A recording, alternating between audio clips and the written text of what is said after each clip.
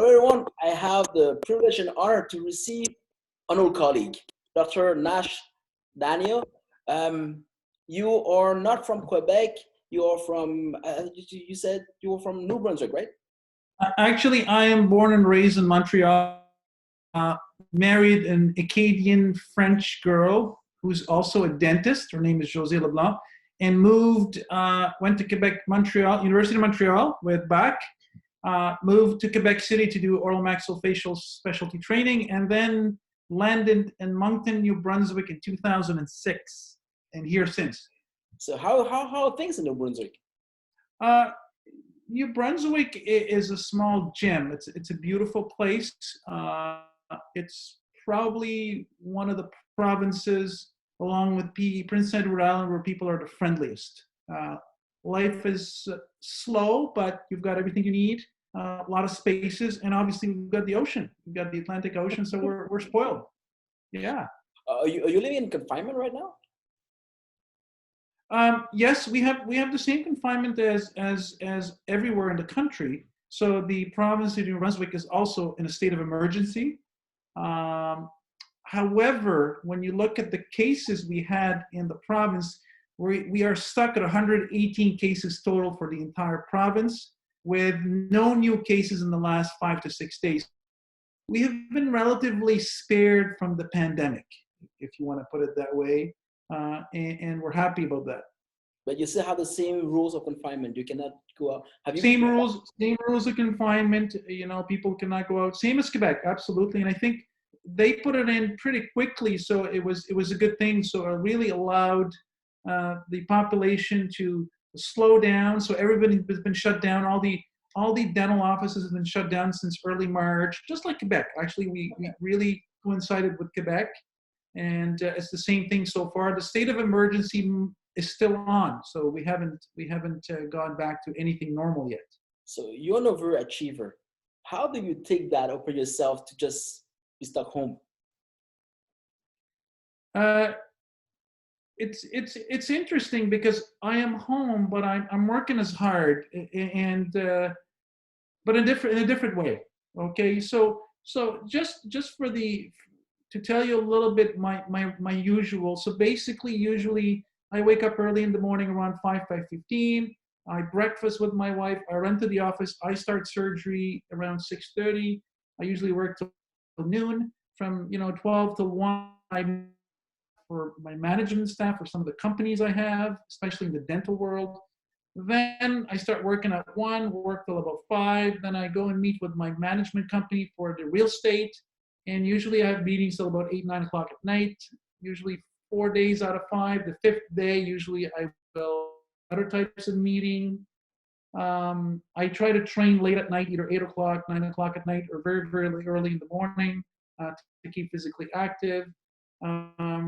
I've got 4 kids, so, running around for hockey and other stuff. So it's a busy life. Now, the last 4 weeks, if you really want to tell me, I have been home, but I'm working right now on 4 different projects. Very, very actively working on AI and dentistry, a very nice project. Working on different things. In terms of real estate, we're in the process right now of putting up 2 big residential buildings. So I'm very busy, but it's a different type of busy. It's not the physical oral surgery in the patient's mouth upside down 8 hours a day. It's a comfortable busy. I have to ask you, because usually people ask me that question, but I want an answer from another overachiever. How do you manage to do all this stuff and to succeed? There are a set of rules. There are a set of principles that you have to follow to succeed. Number 1, you have to believe in yourself. Number 2, you have to believe in others around you, which brings you to principle number 3. You have to surround yourself with people you believe in, but know what they're doing, and they do it for the right purpose. So if you're able to do these 3 things, overachieving becomes much more easy. People that achieve in general are surrounded by great people. They never surrender. They go to the end. and they always find a way to take the negative and make it into positive. So I think overachieving is a state of mind. It's not necessarily an innate property that somebody's born with. It is a state of mind. And what do you think that COVID-19 will do to that mindset? Will that boost it, or it will test it, or it will just slow it down? I think that COVID-19, depending on your personality, on your vision of life, depending on your future plans, can have either positive or negative effect. As far as I'm concerned, COVID-19 has been, number one, a huge break for our planet, where the level of contamination has gone from here to here, and our planet is breathing for a few weeks. On the human level, COVID-19 is causing death all over, the countries, which is probably the most difficult thing to live.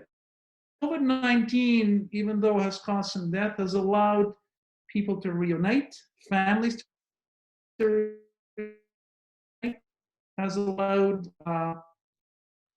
love to rekindle in certain families. And I think the most importantly, it has allowed people to sit back and understand and comprehend the importance of two things: health and family. So I think depending on where you stand as a human being today, as an individual, COVID-19 is not as bad as people think in terms of its short and long-term effect on us humans and on our planet. So if we bring back this to our profession, what do you think as a dentist we should get out of this? Sorry, I didn't understand the question, sir. Let's bring this back to our perspective as dentists. As a dentist, Yes. what do you think we should get out of this, positively speaking? So it's a very good question. I think dentists should take the time and learn from this event that dentistry should not be at the center and focus of your life. Whoa, coming from you, that's huge. It is, and that's what it taught me. That's why I'm saying it, because when you put dentistry at the center focus of your life, that means you put other things aside. So I can put it to you in a different way. You should not live for dentistry. Dentistry should live for you. So as an overachiever, obviously, and doing a lot of things, and working day to day, like many dentists are overachievers. I'm not the only achiever. I'm not by any. But you mentioned you had what, 300 employees working in your dentist company? In the different companies, yes. This is somebody who loves dentistry. You cannot say that you don't love dentistry. No. There's a difference between loving your work and your work being at the center of your life. These are two different things. I love what I do. I love my staff. I walk every morning in the office and I leave every day, and I love what I do. Actually, today I took a picture. I can send it to you tomorrow. I was sitting in one of my offices empty, and I had this banner right in front of me that says, "I love my job." And they took a picture of me, some of my staff. So because we're meeting to put some policies in place, but loving a job and making it everything in your life is two different things. So if I didn't love oral surgery, I could have retired from dentistry a long time ago, just like you can. I don't need to do oral surgery to survive. I make a good living. But the joy I get in doing oral surgery and helping patients, for me, is incredible. And the day I'm going to lose that sense, I will stop doing oral surgery. But what I meant is that even though you love your job and it is a part of your life, it should not be at the centerpiece. At the centerpiece, it should be family and health. So I don't know if I was able to answer your question. And before we start this, you asked me what do I think, and I told you that I love different perspective. And you're also wondering, can we start a book project together? And you know that I can go crazy. I see stuff online, and then I'm stuck doing it. That's what happened with Eric. By the way, you know how that happened, right? He was asked. I interviewed him, and then he asked for a second interview for philanthropy. And I was already out on my shoulder trying to save our economy and try to save our industry. It's philanthropy, is that a little too much to me? But I have to say polite, because he said yes when I asked, then I cannot say no. So I went online with him, and he put me in the center of a philanthropy problem. What do we do? Because now that everything is slowing down, people who are depending from our donation will even have less, but the needs are going up. So he just threw that to my face. So what do you do? I was speaking and I was talking and I was hearing myself say, oh yeah, we should write a book about it. Yeah. This guy was like, holy cow, what did I just said? But let's try this again. Yes. I love the fact that you're an overachiever, and usually people like us, we don't connect unless we are partners up for something, we compete. And I realized that since this crisis, we're all on the same boat at this stage. Yeah. Competition, it's out completely. And if you want to survive this, you have to start collaborating. Absolutely. Here's my crazy idea. If you want to write a book, and how about we set up a seminar of very high achiever that we know. I cannot say that we're the best enough, but we're a high achiever, and it has been proven. We have the track record. And let's just give all our secrets to the rest of the population. Say, okay, this is how I'm going to do. This is what I'm going to go through. And you wanted my edge, here they are. I love it. Change the map that we don't have to compete anymore. And if you want to compete, here are all my tools. Let's find 4 or 3 people, or maybe 5 from different in the dental world, because the people can relate. And let's just shock our idea together. I think that if you want, this can be arranged by next week. And also this, have fun. It's also the foundation of a book. I love it. Yeah, I love it. That's great. I absolutely. I think that it's a fantastic idea, and you know, it's incredible because you talk about Eric, who's a philanthropist, and I love I love giving. We were in Jamaica a couple of years ago, treated 500 patients, came back, donated some food, some drugs, like a lot of dentists do, not just us. We donated locally here. Actually, the minute the crisis started, our company, East Coast Dental Group, donated $8,000 right away to the food bank here locally to get people to help people. Thank you. We set up webinars where we ask people to donate, give it to the food bank. So, I truly believe in what Eric believes in. And what's interesting about giving without asking is that it's so rewarding. So we don't try to go and tell everybody we've done this and that, but giving without asking is extremely rewarding. And I think for us, our office and my staff, when we went down to Jamaica in 2015, I don't remember when, or 2016, I think 2015, we came back all changed, even my staff, because they all gave and there was no giving back. We were treating patients, and some patients, I was paying them money just to get back home. Just get back home. They were waiting in line outside for hours for us to take a tooth out or this. So, I think for us to be able to give our secrets out in what we do, and they're not really secrets. They're not recipes. For us, they are a way of living, and to help other people, see what we do. Because a lot of times, people like you, Bak, and like me, we do things very unintentionally. We do things in a very instinctive way. Morning and say, I'm going to do this. I was at work today. I'm working on this new project. It's just this wonderful AI project with in dentistry. And I wake up this morning and I was meeting with my staff, and I get a call from a friend. And he says, Nash, where are you? I said, I'm meeting with my staff on Zoom. He says, I got this real estate opportunity. This guy, he's in trouble. He wants to sell. What do you want to do? I said, well, give me a minute. So picked up my phone, called my real estate guy who works in my real estate company. So I can call him. So these, I didn't wake up in the morning and say, I'm going to go and buy a building today and this. These things happen very instinctively. And when you're an overachiever, or when you dwell for things, luck opens up to you. And luck is not, as they say, luck opens up to the prepared mind. And that's all we do is we have our mind open all the time, and luck opens up to us. So I think to share our ideas with people across the world, it would be great. I love the way that you approach this, and also I'm so grateful that you reach out, because this one thing I've learned, it's, I don't know about you, but I was kind of feeling lonely in our profession, because every time that we meet, we talk about cavities, we talk about surgery. It's I always know. talk, or it's the core you're having, or where did you spend your vacation. And I cannot stand small talk, so that's why I have the option of being a snob. I'm on my corner, and don't even bother me. I'll disappear as soon as the course starts. But what I'm trying to say here is this crisis allowed people that are doing very interesting stuff, very special things, and those people usually never vocal their opinion or their voice in our field.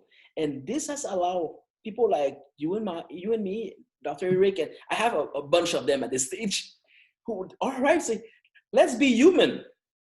That's And exactly. if you look at what they do, man, they're not overachieving. No. I am the little guy in that group.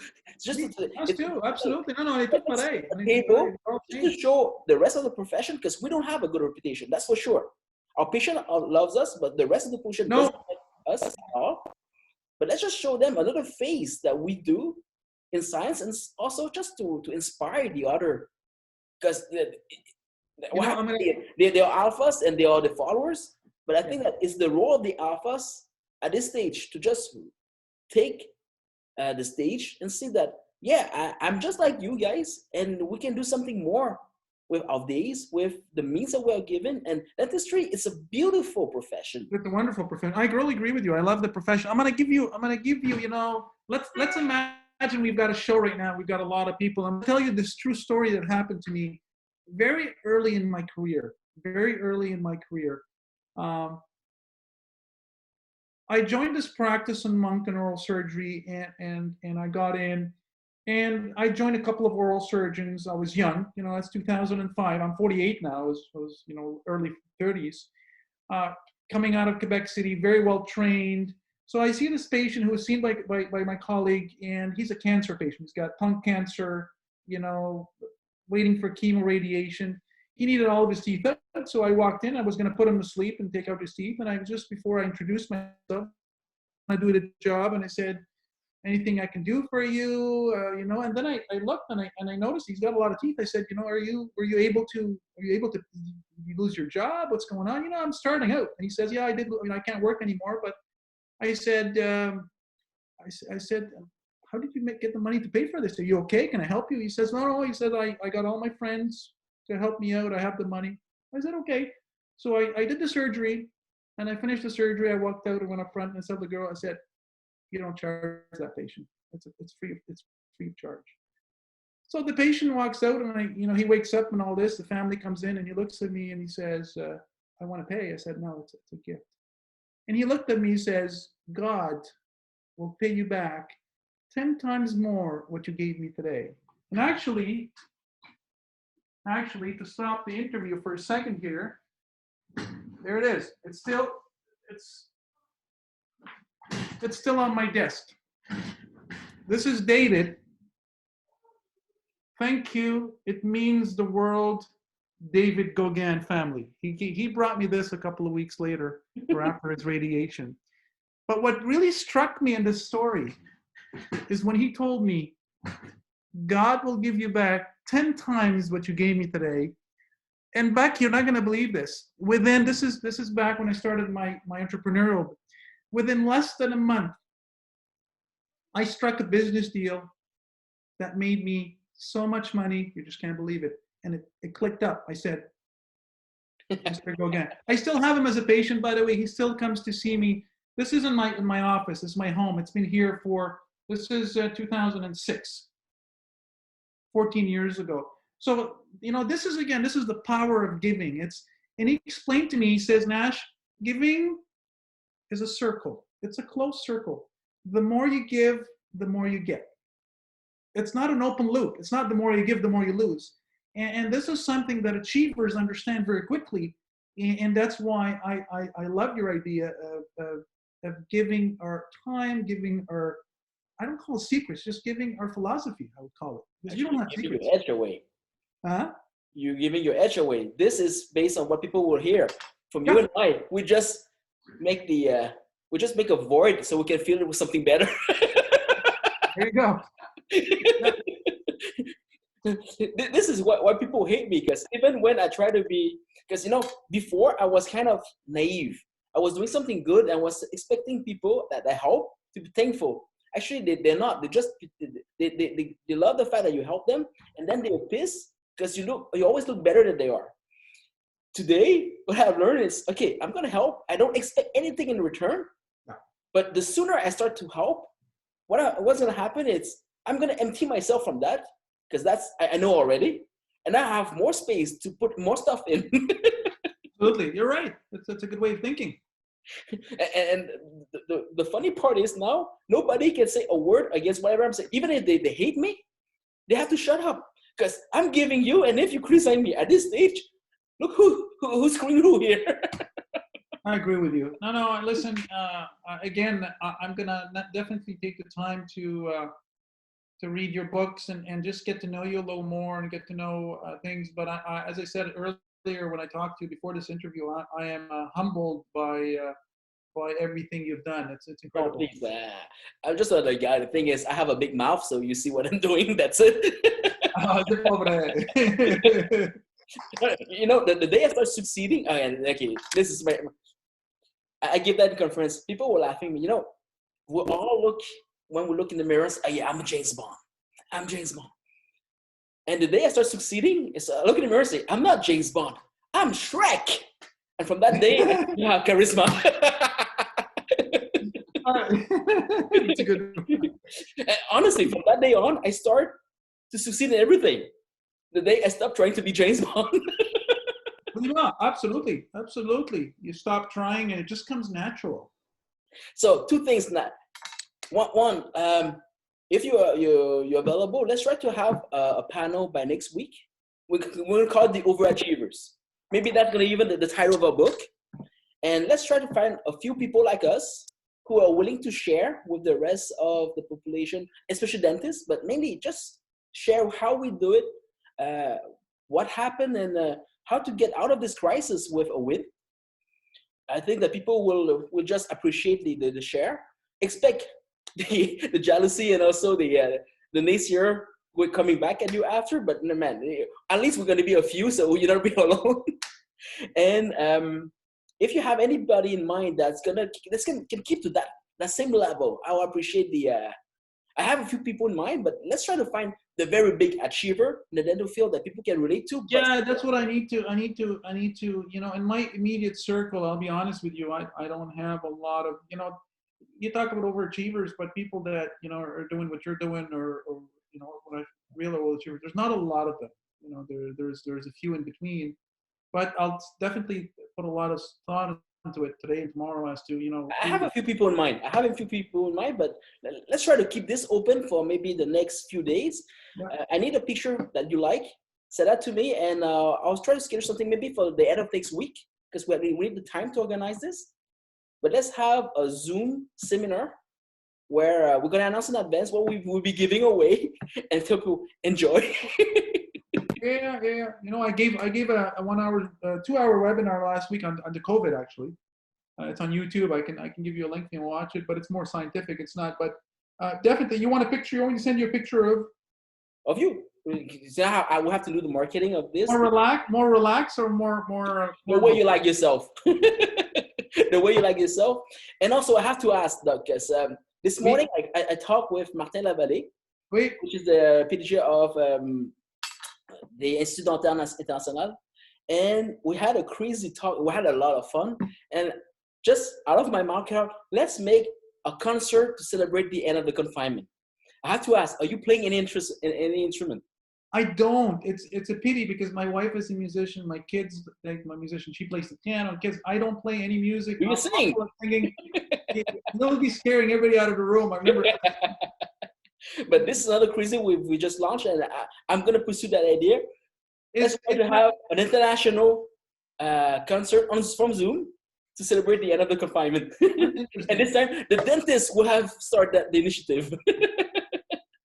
Intéressant. Martin Lavallée, is he the son of the Lavallée who was there before? Yes.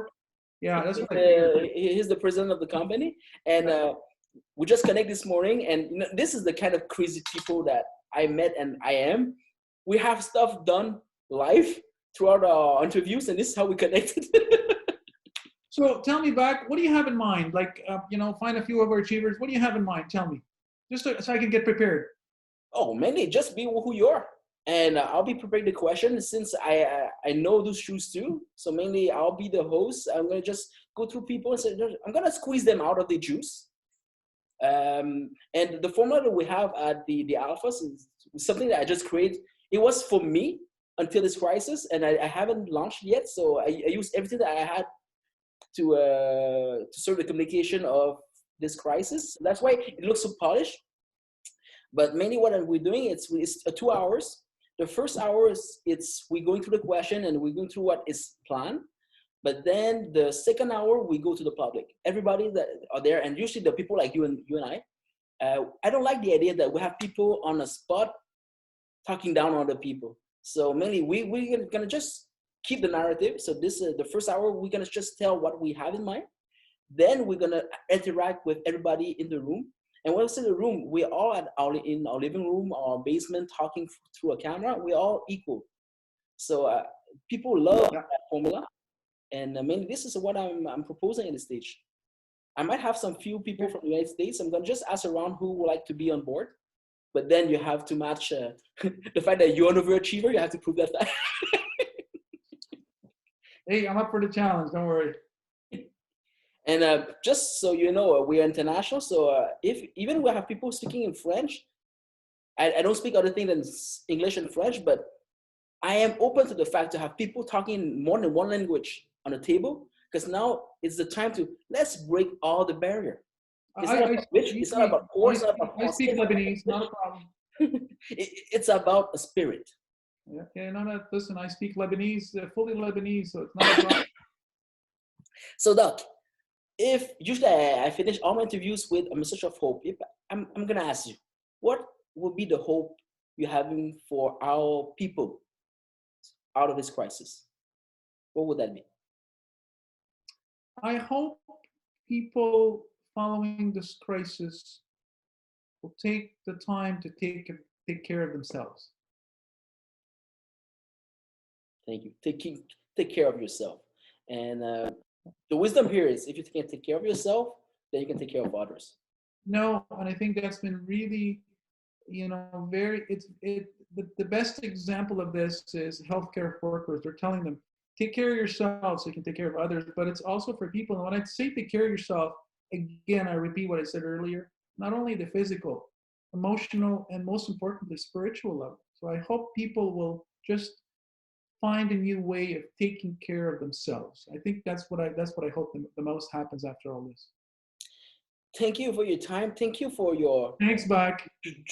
To generate share. And it's you said at the beginning, it's refreshing. Thank you. Now listen, thank you so much again. I appreciate you taking the time to reach out with your busy schedule. I feel privileged that I was able to meet you and chat with you, and I'm looking forward to but this kind of talk anytime, sir. Excellent. Thanks, Bak. All right.